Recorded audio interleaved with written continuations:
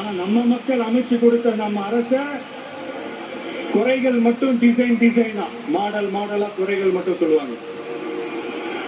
ஒவ்வொரு டிபார்ட்மெண்ட்லயும் அந்த party fund, அந்த கட்சி நிதின்ற பேர்ல அடிக்கிற கொள்ளையெல்லாம் இந்த தீய சக்தியா இருக்கட்டும், தீந்து போன சக்தியா இருக்கட்டும், ரெண்டு பேரும் மாறி மாறி இதைத்தான் செஞ்சுட்டு இருக்கிறாங்க.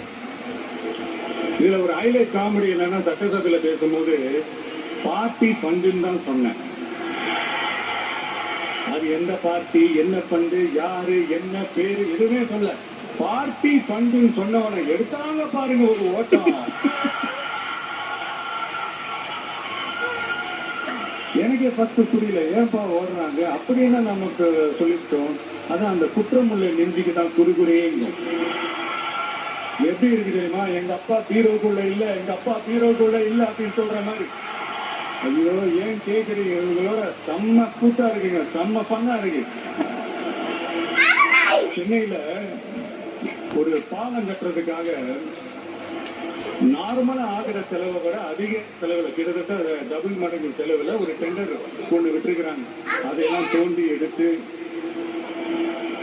அதெல்லாம் இப்போ கண்டுபிடிச்சு கேன்சல் பண்ணிருக்கோம். இன்னும் எத்தனை கோடி ஊழல், எத்தனை லட்சம் குடல் தோண்ட வருமோ எங்களுக்கே தெரியல. ஒவ்வொரு முகமுடியா கிழியுது. ஐயோ இந்த விஜய் ஒவ்வொரு கதையா எடுத்து வெளியில விட்டுருவான் போல திரும்புற பக்கெல்லாம் கதறல் கதறல் கதறல், காதல் இருந்து ரத்தம் வராத குறை. ஆமா, அப்படி ஊழல் ஊறி போனவங்க இப்படிதான் இருப்பாங்க. இந்த 50-55 நாட்கள்ல அங்க செஞ்ச சில விஷயங்கள் சட்டசபையிலே எடுத்து சொன்னேன். பட் இங்க ஒரு சில விஷயங்கள் சொல்லணும்.